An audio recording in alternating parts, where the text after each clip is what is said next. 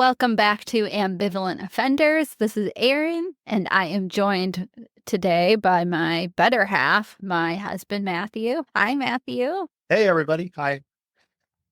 Yes, he's back again to talk American history because we are marking the 160th anniversary of Abraham Lincoln's assassination on April 14th, 1865. So as we prepare to release our upcoming series on Mary Todd Lincoln, we're going to go forward in her story and talk about the assassination and its aftermath. It's only fitting with the anniversary. So Matt, are you ready to go back to the 1860s and answer some questions? I will do my best. Oh, you're going to do more than your best. You know this stuff backwards and forward. Before we get to that day in April, let's take a step back. Can you tell us about where the Civil War is at this time, just where in the war we're at? And then also, can you give us a little bit of background on Lincoln's assassin, John Wilkes Booth, and his plans? Because I know there's much more to the story than what you often hear, what often gets told. Can you just give us a little bit of context before we get into the events of the day?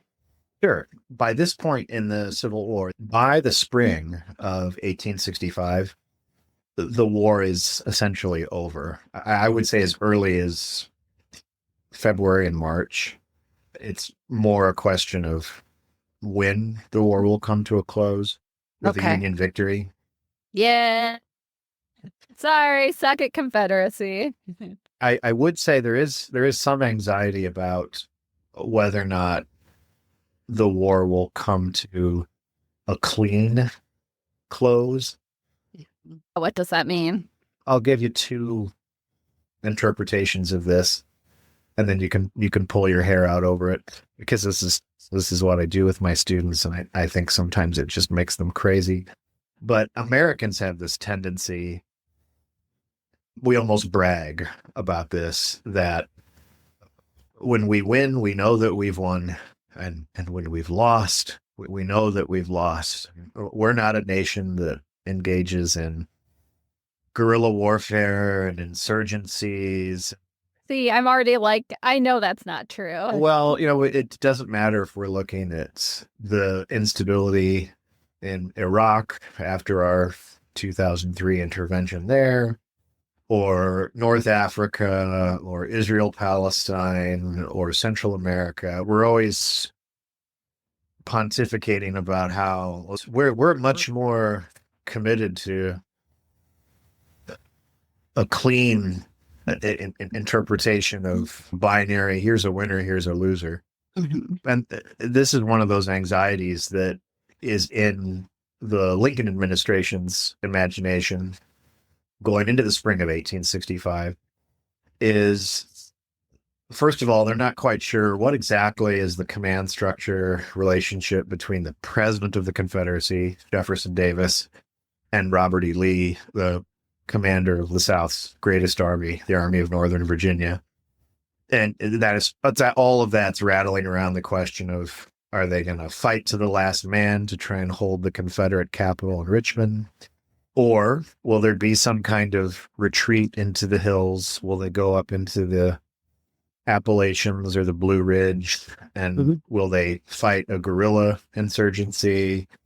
So basically, is that up to Jefferson Davis, or is that up to Robert E. Lee? If Davis says no, will Lee listen? Is that kind of what you're saying? Right. And there isn't much evidence that Lee wanted to do that, but there is a lot of evidence that Davis contemplated it. Oh, so the reverse, kind of what you would think. You would think that the old general would want to continue fighting, but not in this case.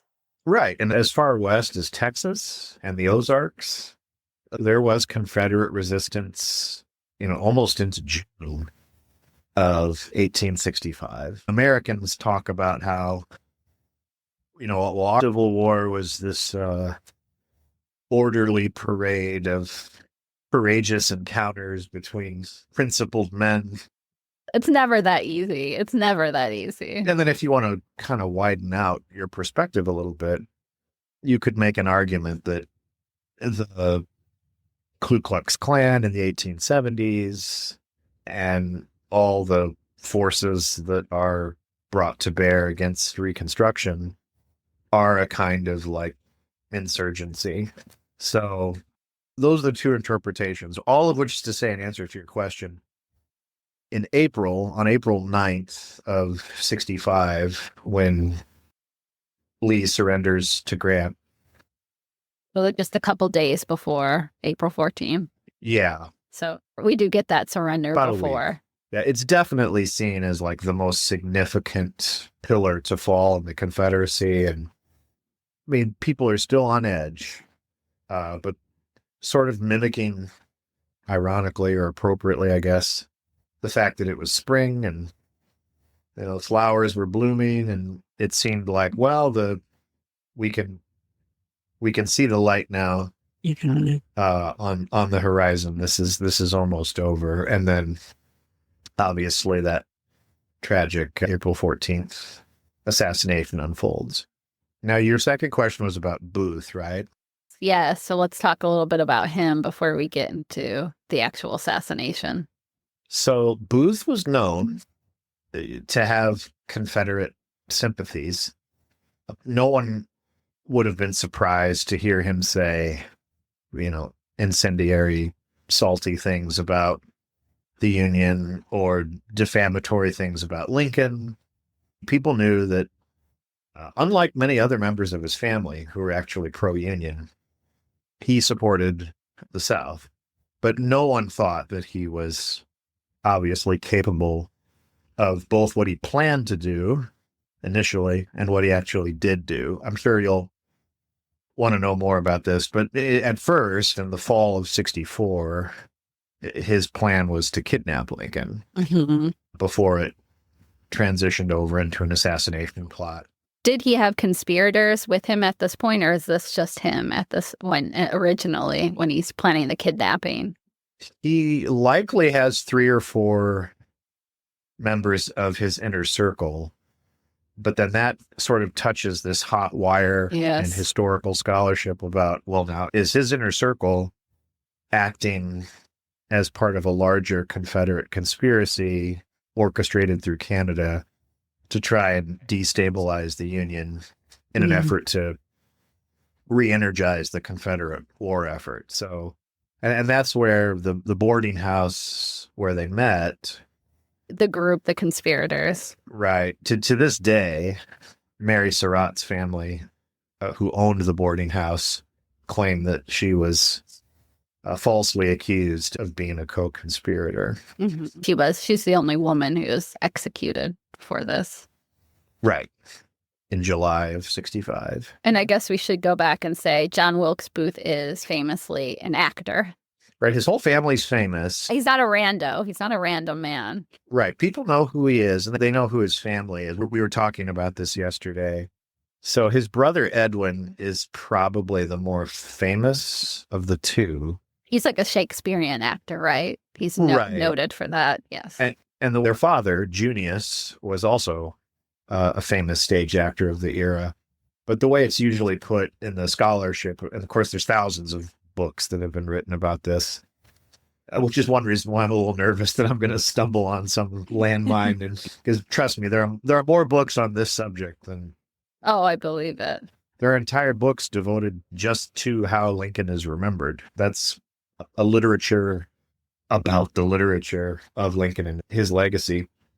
But in more than one of those sources, I think it's usually described that if you wanted to hear the famous mortality monologue from Hamlet, to be or not to be, yeah, you would want Edwin to do it, not John, because John was more flamboyant. He was great for a melodramatic death scene or a good sword fight on stage, but he wasn't necessarily the most gifted as an actor. But they were all famous, and kind of one of the people talk about how the Civil War, it's almost a cliche. It's a conflict in which brother squared off against brother, but it is true that the family itself was divided by the Civil War. Do we know why he had Southern sympathies versus his family? Do we know that at all? I'm sure there are scholars that have speculated about that. I think from what I have encountered, there's definitely an element of white supremacy at the core of his psychology. Classic. Classic. Yeah.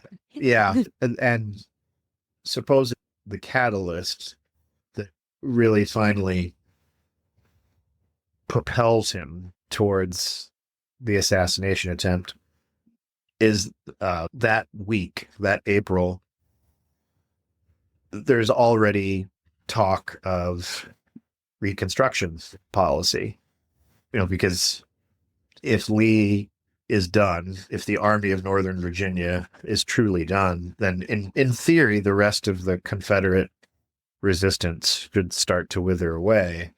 And, there'd been debates about Reconstruction going back to really 1863. Lincoln's got his own proposals for Reconstruction as early as 63. Just for if people are somehow confused or you don't know the term Reconstruction, that's just Reconstruction of the South. So what's going to happen to the Confederacy after the war? Right. And what's going to happen to, there are 4 million human beings who go into the war as property. Very important. And now that's over. That's a big question mark over what's going to happen next. Right. And one of his, this is something that really causes a lot of argument in historical circles, so I have to be careful. Ooh, controversy. We like controversy. To Lincoln's defenders, to his supporters, the war has reconfigured him. He goes into the war as very moderate on the question of racial progress, even entertains kind of some crazy ideas about quote unquote resettlement of freed Black families outside the United States, and then begins to move in a more progressive direction.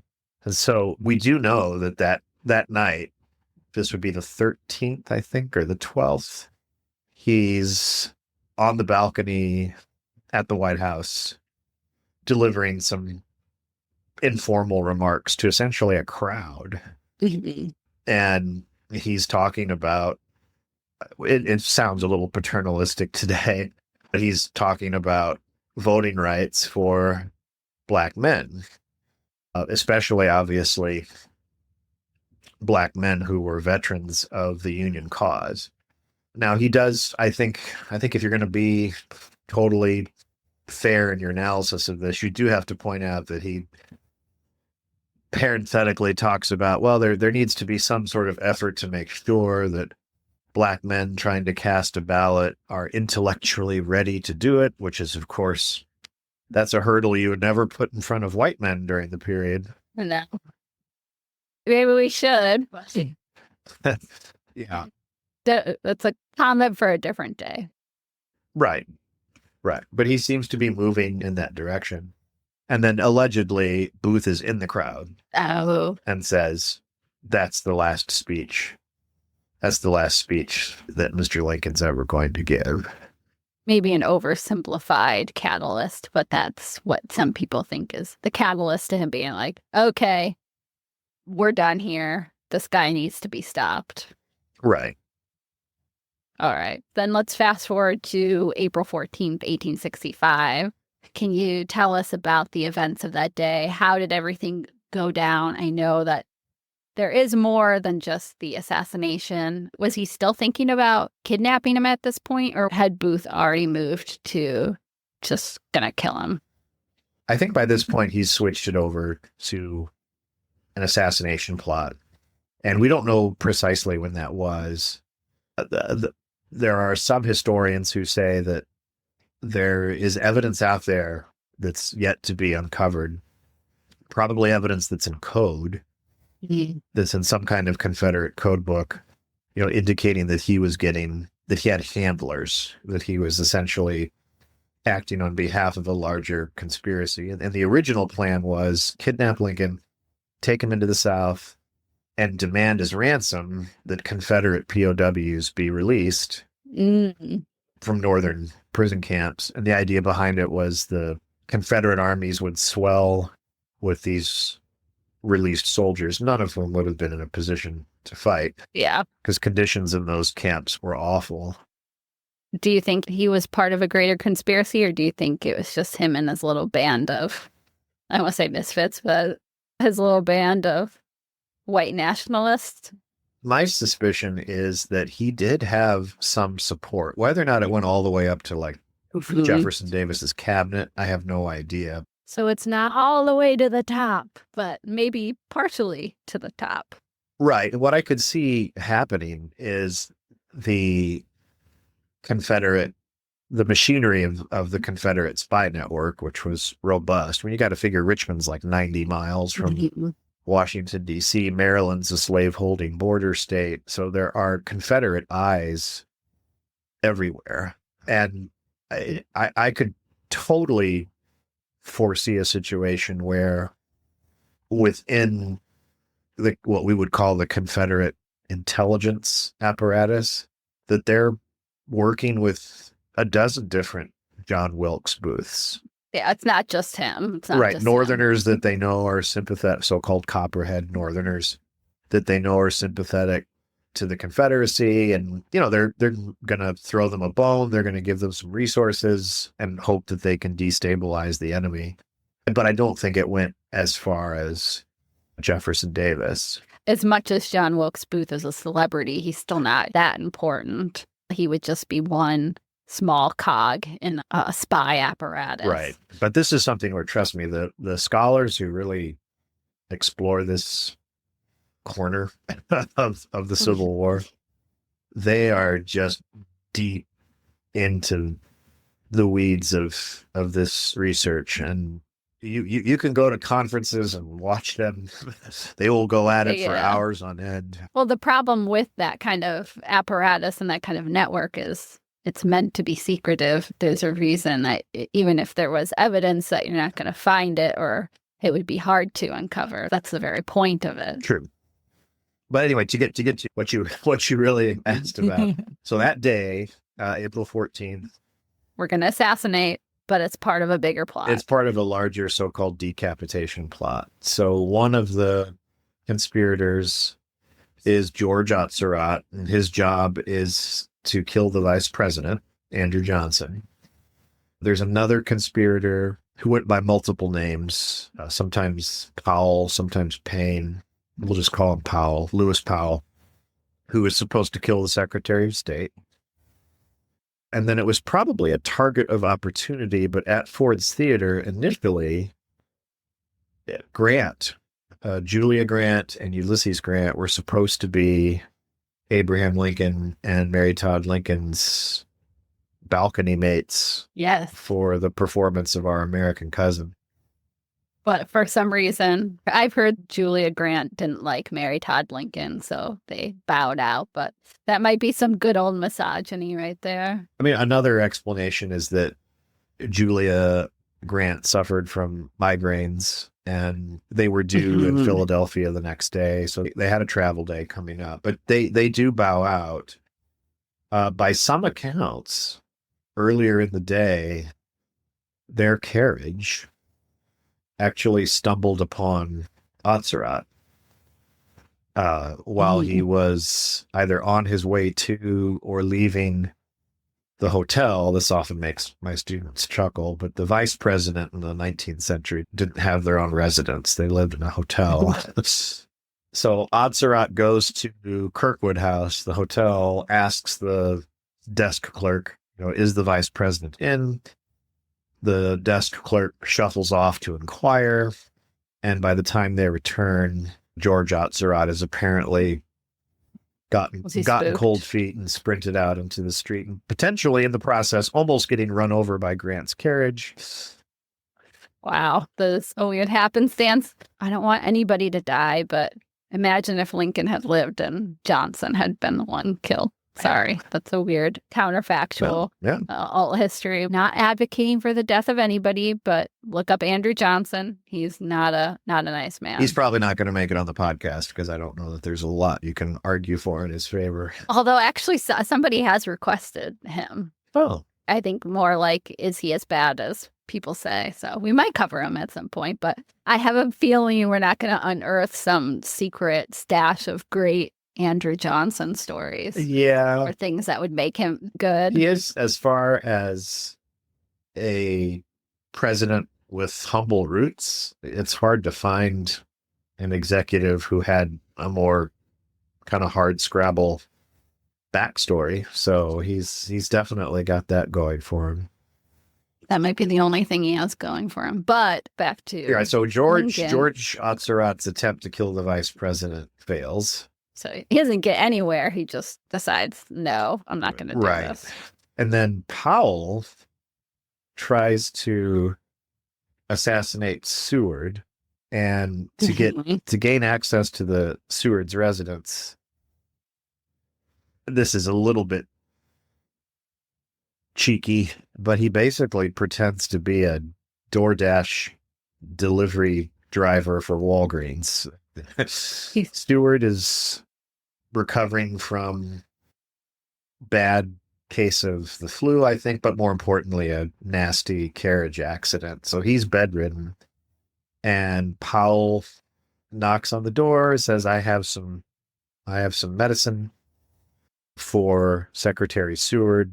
Seward's son, Frederick, is at the door, and immediately, as my students would say, finds Powell to be sus.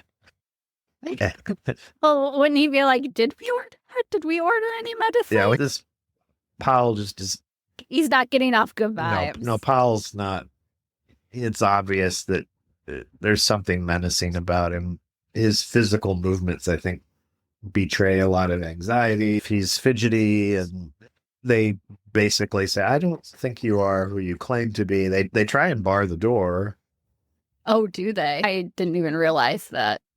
I knew a little bit about this event, but I didn't know that from the very beginning they were not wanting him to come in. Oh, right. They almost actually managed to keep him out, but he essentially... He's just like, I just really need to deliver this, so get out of my way. Well, he withdraws a pistol. Oh, even better. Brings the handle down on Frederick's head, pushes one of the house servants away, and charges upstairs. And he slashes at everybody with a Bowie knife on his way up there. Seward's daughter is hurt. His other son, Augustus, is wounded. There's a nurse there. It's wounded. They all survive.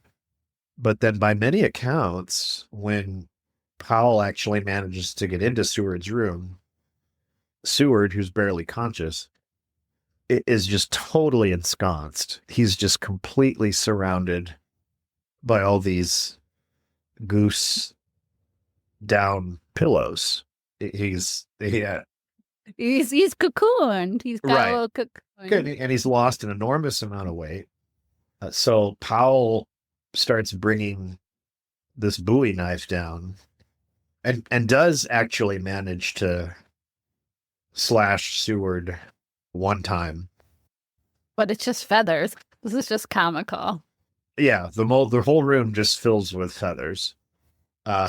And Powell's just utterly perplexed by this. And eventually, other people in the house get into the room, and he pushes them away and sprints down the stairs out into the night. So Atzeroth fails. Powell fails. Booth is the one successful assassin. That's what's so ironic, is the fact that the one for the literal president of the United States, the most reckless of all to kill the president, that's the one that's successful. Right. So let's go to Ford's Theater. Go to Ford's Theater. So I think the key thing about this, just to know, and I suspect most listeners have been stepped through this story, it was probably as early as elementary school. is that it wasn't unusual for Booth to be seen at the theater, regardless of whether or not he was performing. And everybody knew, as I said earlier, that he had Confederate sympathies. No one thought that he was capable of what he was about to do. And Lincoln does not have Secret Service protection, as we would call it today. And we don't really, there's always been this speculation about, well, how did Booth actually get into the balcony? Get into the room. And many historians have said, well, there's some talk that the one guard that was assigned to Lincoln had moved so that he could get a better view of the play. But it's also just as likely that Booth just asked somebody, can I come at in? the base of the stairs, I'd like to pay my respects to the president. Which is the benefit of his celebrity. Maybe if it had been just a random person, who knows? Maybe they would have been let in, maybe not. But with them knowing him, with his celebrity, you would never expect. You wouldn't be like, hey, Chris Evans or Chris Hemsworth, yes, come in here, and then he's going to assassinate the president. Right. It's also the case that, weirdly enough, back on the 4th or the 5th, Lincoln had actually been in Richmond. He was walking around the streets the heart of the of Confederacy, Richmond, much to the dismay of people like Stanton, who kept telling him, for all we know, there's going to be some disgruntled Confederate who will push a rifle out of a window and take a pot shot at you. And there were numerous plots, we think, against Lincoln's life back in 1860. His arrival in Washington, D.C. in the spring of 61. He had to have Pinkerton guards protected him. Nice. We'll call back to our Carnegie episode. So that's one thing about this, that when you look back on it, you're like, my God, how is the security so lax? But it kind of was. Well, you also would never expect, again, you said he had made it out of Richmond. He's just there with his wife for a play. It had never happened before. Now we would say, yeah, of course, with hindsight, but they don't have that hindsight. He was just there with his wife, and I know also in the box was Henry Rathbone and his stepsister / fiance. Clara, right. Clara, yep. Their parents were married, and then they got together, and I know they were invited because they were one of those attractive young couples in D.C., so it looked good to have them hanging out with the president. Which turns out to be bad news for Booth, because a Rathbone manages to get him by the leg, even after he's slashed. He's slashed across the arm, but he's like, well, I don't think I'm going to let go of you, because I'm pretty sure you just shot the commander-in-chief. So that's why, after Booth squeezes the trigger fatefully on that Derringer pistol and leaps to the stage, he lands awkwardly. Yeah, his legs hurt. Yeah, it really, that compromises his mobility going forward during the next few weeks when he's on the run. I read that Mary and Abraham Lincoln were holding hands at the time he was shot, that just gets me. That's possible, because earlier in the day, they had taken a carriage ride. And this is one of the things that pops up a lot in historical scholarship that tries to look into how Lincoln is remembered.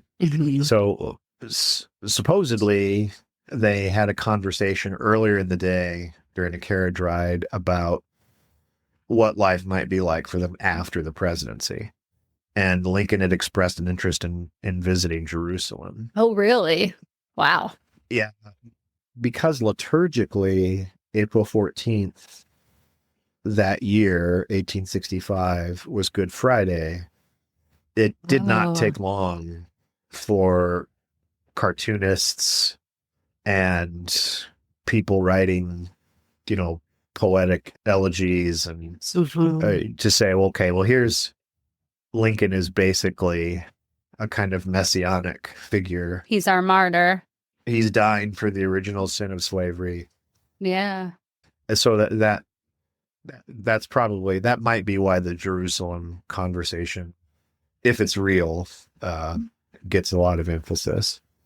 Yeah. And unfortunately, just to go back to the Rathbones, they do end up getting married and unfortunately being a part of this traumatic event on this national scale impacted the rest of their lives and not for the better. What happens next to them is very difficult and distressing, and it involves the bloody dress that Clara kept from the assassination. Right.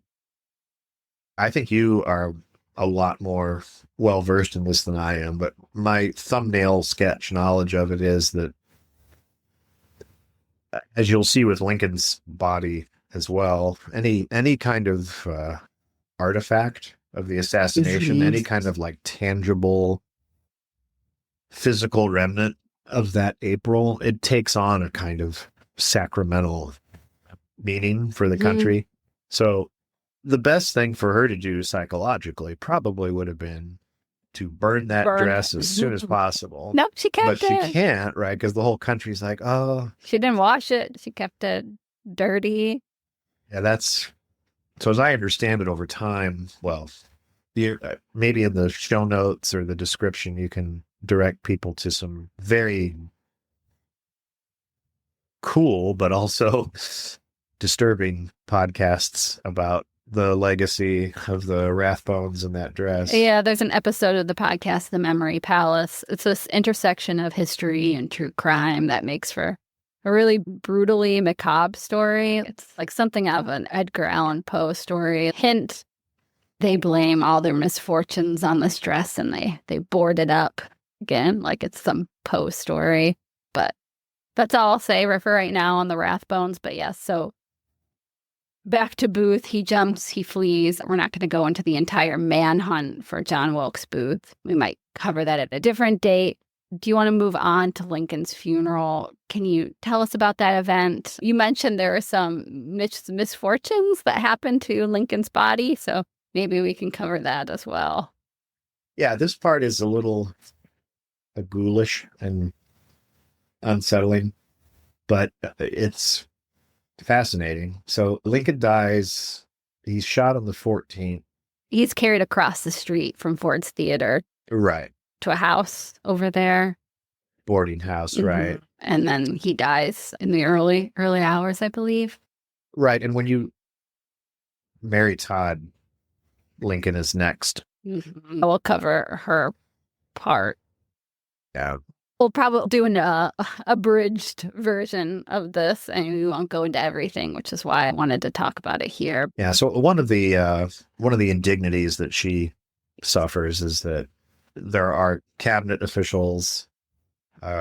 Robert Lincoln is there, but she's frequently shuffled into the room and then shuffled out of the room because she's, that loaded term hysterical. It's like, well, she's responding to this irrationally. And it's like, well, now come on, how else is she supposed to respond? Yeah, especially since it's not just a death, but he was shot in front of her. She was probably holding his hand, and they've also, which we will talk about in her series, that she's already experienced a huge amount of trauma and death already. So, girl, you do you. There is no right way or wrong way to grieve. So that's all I'll say. She probably goes through a good 8 to 10 seconds of just absolute terror because Booth had timed the shot so that he would be squeezing the trigger during the funniest moment in Our American Cousin. So there'd be this raucous applause in the background. There'd be this wall of what we call white noise today. And then the shot. To mask the shot. And then initially, a lot of people thought that when he plopped down on stage and shouted out, thus be it ever to tyrants. Which, call back to another episode. Where is that from? Call back to Caesar. Yeah, call back to Julius Caesar. That is what they say after Caesar's assassination. So another callback. Well, his father's middle name was Brutus. So I think there's probably some people in the crowd who think maybe this is part of the play. Yeah. They're just sort of confused. This is some madcap element of the play. Nobody would expect the worst to happen, especially with the president there. It would take anybody a couple of seconds to a couple minutes to register what's just happened. So during those few moments, the only one who knows what's happening is Mary Todd. And it's her screams that alert the other people in the theater to the fact that this has happened. And then because it is the spring of 1865 and a huge percentage of the crowd are soldiers, there are, I think, 2 or 3 surgeons in the crowd. And one of them, Charles Leal, comes up to the presidential box. Lincoln is not breathing. This next part's a little graphic, so trigger warning. He never regains consciousness, does he? No, okay. But what's interesting is he's not breathing at first. Okay. And Leal runs his hand through the back of Lincoln's head, through his hair. Okay. Finds the entry wound. Oh, no. Sticks his finger as far as it will go. Oh, God. Which is, he had done this on the battlefield numerous times. Pulls his finger out. Blood exits. And then Lincoln starts breathing again. Oh, okay. And then they decide, okay, well, we can take him across the street. And then he dies on the morning of the 15th, but does not regain consciousness during that period. So 4 days later, now this had never happened before. 4 days later, he is, and these are some of the last photographs we have of Lincoln. His body lies in state in the Capitol Rotunda, and probably maybe the 17th or the 16th, that's probably when Seward found out that Lincoln had died. This is one of the really chilling, just heart-wrenching moments. Is, Seward had been attacked by Powell. Seward was already bedridden because of the carriage accident. Yeah. And so they didn't tell Seward what had happened. They were afraid that it would kill him. So he actually very cleverly asked, could my bed be relocated? Could you push the bed a little bit towards the window? It'd just be nice if I could see a little bit of sunlight coming in. No. And he waited until the room was empty. Then he crawls out of bed or over to the edge of the bed, pulls up the blinds, and he can see that the whole city is covered in black bunting. So he knows. And that's when he knows. He knows what's happened. So he's found on the floor basically in tears. Mm-hmm. By the rest of the other people in the house. Sorry, I've got like goosebumps. Like I got a little chill went up my spine. Yeah. And of course, Grant is just utterly tormented because he, should have been there. Feels he should have been there. Yeah, the survivor's guilt. Grant being like, well, if I had been there, would I have been able to do something else? Which probably not, but another good history counterfactual. I know. Henry Rathbone lived with such guilt, not only survivor's guilt, but feeling like he should have stopped Booth. He was a young man. He was there. He had a chance. And I'm sure he felt like other people thought that he should have stopped Booth. And every anniversary, you're getting asked about it. You're never going to move on. You're never going to move on for that. And you have the life of a martyred man of Lincoln on your shoulders. That's a lot of trauma to carry on your shoulders.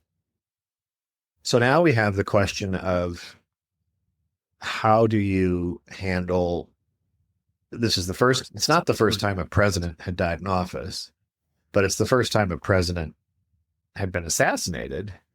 And the federal government suddenly has this dilemma of, we want to honor Mary Todd Lincoln's wishes that he be returned to Springfield. That's also where their son Eddie was buried, who died about 10 years earlier of tuberculosis. And that seems to be the responsible thing to do. You don't want to make a spectacle of this. On the other hand, people are just lined up for miles and miles and miles. They want to get as close as they can to the casket. Mm-hmm. Even if they can just get in the same room with it. No sooner has the funeral train started, which is about a 1,600-mile journey back to Illinois. So that's the 21st of April. Mm-hmm. And it shouldn't take as long as it does take, because he doesn't get back to Springfield until May 4th. Wow. And that's because the conductor of this train has this huge dilemma where whenever you go through a small town or you're approaching all the cities that want to have a viewing, Baltimore, Philadelphia, New York, Albany, Buffalo, Cleveland, you have this problem of, if you don't slow down, you're going to run people over. Yeah. On the other hand, if you do slow down, you have this body on the train, and actually you have two, because Willie's body is on the train. That was another son that died of typhoid fever during the war. Mm-hmm. Why did they exhume him then? I believe so, yes. Okay, so they have Lincoln and his son. Well, anyway, I'm just going to plant this little seed. By conservative estimates, he's embalmed 4 times. Oh. Some historians think he's embalmed maybe 7 or 8 times. And then they finally reach Oak Ridge, and he's interred there.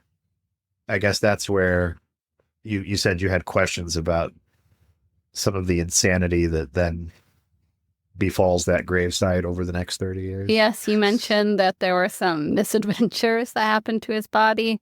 I don't know if I do want to hear, but yes, let's talk. So buckle up. People at that time really liked to fuck with graves, didn't they? Well, I don't know if this is a silver lining, but most of the vandalism and theft attempts aren't motivated by politics or it's just raw greed. The most famous one that happens is in 1876. There's kind of a cabal of counterfeiters.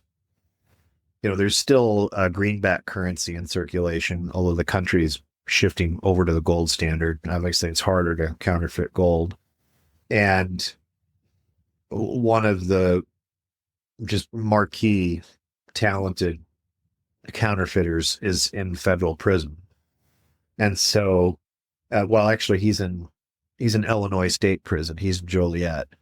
And so this plot develops where Lincoln's body will be stolen from his crypt. And then the governor of Illinois will be informed, look, unless you want the embarrassment oh my gosh, of having watched your Illinois' favorite son, the land of Lincoln, carried off into the night, you will release this counterfeiter. Son of a bitch, holding Abraham Lincoln freaking hostage. Yeah, but unbeknownst to the gang of counterfeiters, and not because it involves presidential security, because that's not their original function. There's a Secret Service agent who's been embedded undercover with them the whole time. Oh, really? Right. And they wait until they're actually essentially breaching the gates of Oak Ridge Cemetery, and then they arrest him. They're caught. Good. But it did mean that the custodian of Oak Ridge was getting really nervous about security. And so they thought, well, it would be really clever. What if we took the crypt, which did have a wrought iron gate, but what if we just took the coffins from the crypt and just hid them under some lumber, in one of the unused tomb chambers. Okay, so hiding it in a way. Yeah, so for like 10 years, Abraham Lincoln and Eddie and Willie, and then Tad Lincoln died in 1871 of tuberculosis. He was only about 18. And then, of course, 10 years after that, Mary dies. So they're basically under what looks like a pile of lumber Oh my God. while people file around What they think is. the empty crypt to pay their respects. I'm assuming they get back to the crypt. Are they still there? I'm assuming. Well, see, while this is happening, there's a third problem that surfaces. And I know a little bit about this because I grew up not too far from there, but the upper Mississippi River Valley there has a really high water table. Oh no. And there's an obelisk that looks a lot like the Washington Monument above the tomb chamber. And what's happening, they've got a little tape measure and they can see that this whole thing is starting to sink into the earth. And at a certain point, it's not going to just push into the soil like a cookie cutter into dough. It's going to be compromised structurally and just come tumbling down. Yeah. So they realize as they approach 1901 that now you're 36 years past the assassination, that they're going to have to essentially excavate the whole facility, backfill it with more stable soil, and probably put in some kind of steel structural support to prevent it from sinking. And that's when, for reasons that really dismayed Robert Lincoln. He's the only remaining member of the family. Right. And he's been through so much by this point because he was Secretary of War in 1881 when James Garfield was shot. And supposedly Garfield came to him hours before that fateful trip to the train station and said, "Would you mind just kind of talking me through April 14th of 1865? I'm just wondering if you could..." Really? Talk to me about your dad's death. Let's not unpick that wound. Come on. And then during that same period, Robert E. Lee's family won a suit in federal court to get their estate returned to them. By that point, there were thousands of Union dead. That's Arlington. There were thousands of Union dead that were already buried there. And so Robert Lincoln had to go to Robert E. Lee's son. And if the story is to be believed, over dinner one night, they worked out a compromise where the federal government would, I think it was $180,000, would pay off Lee's estate in exchange for them allowing that to be the National Cemetery. So that's Arlington. I guess I'm dumb. I didn't know that Arlington Cemetery was Lee's property. Oh, well, there's nothing dumb about it at all. It's the strangest. I mean, who would ever think that? I don't know.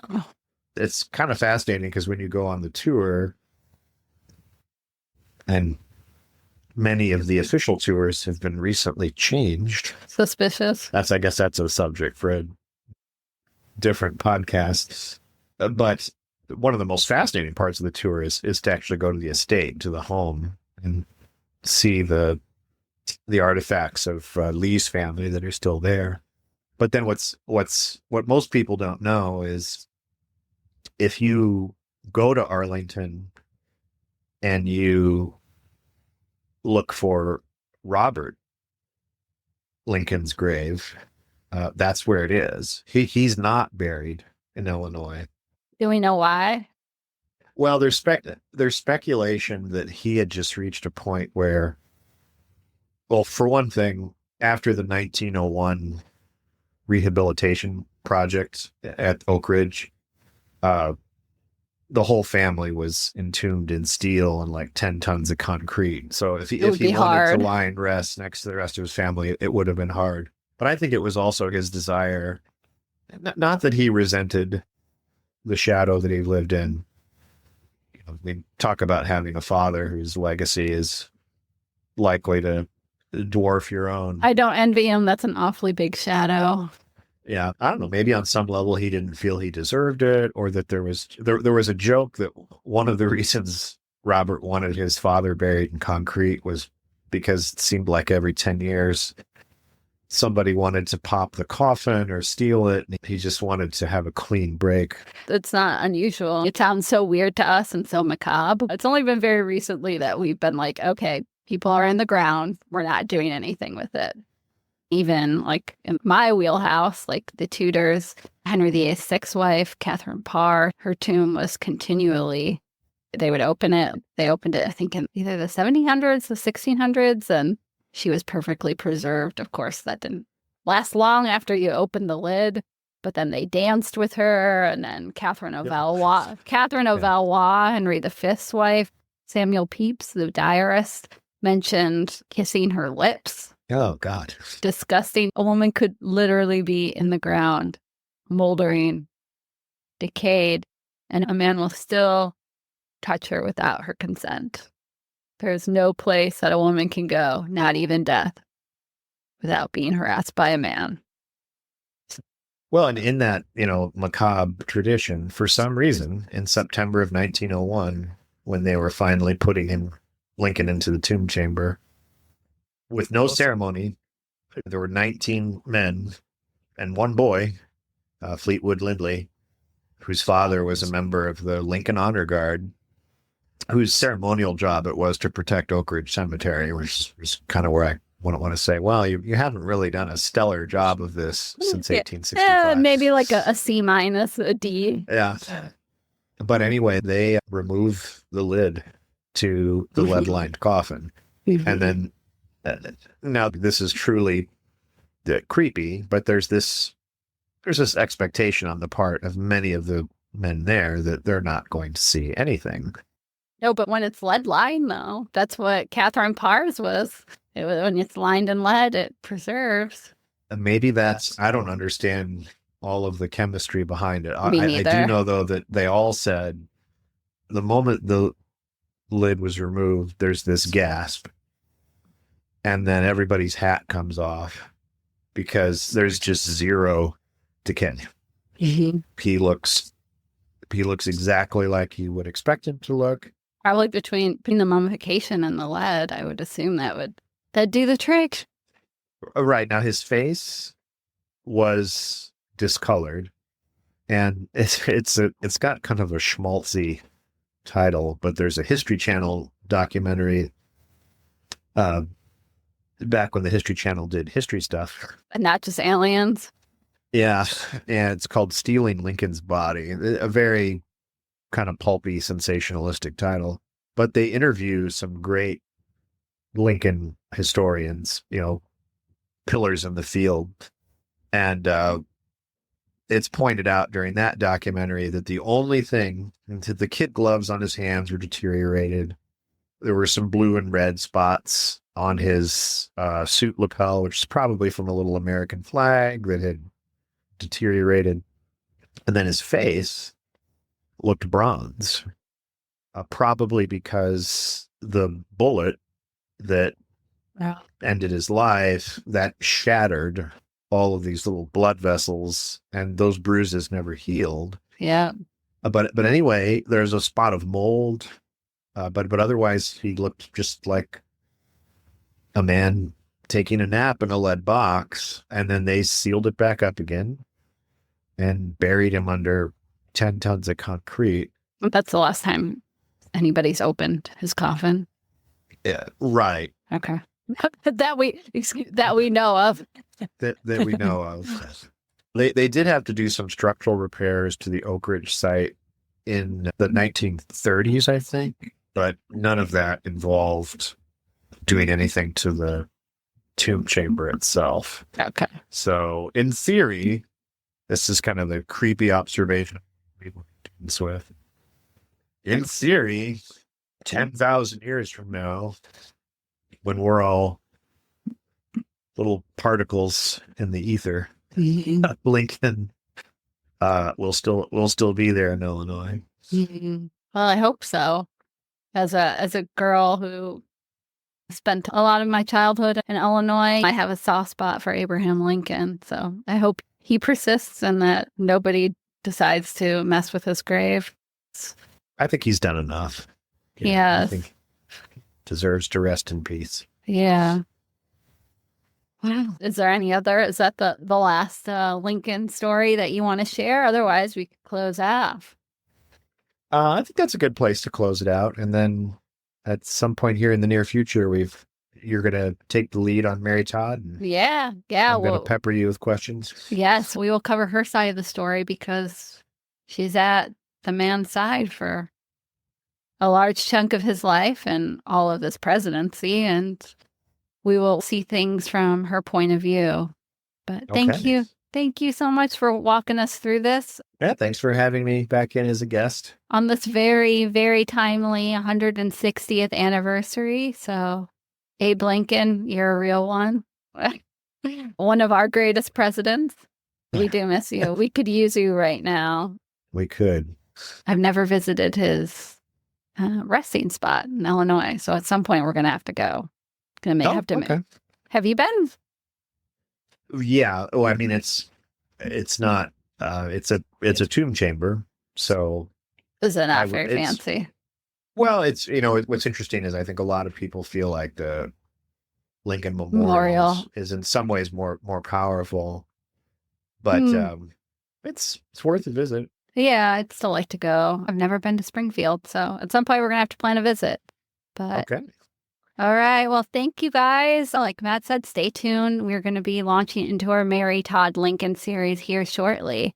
Thanks for listening. Bye. Bye-bye.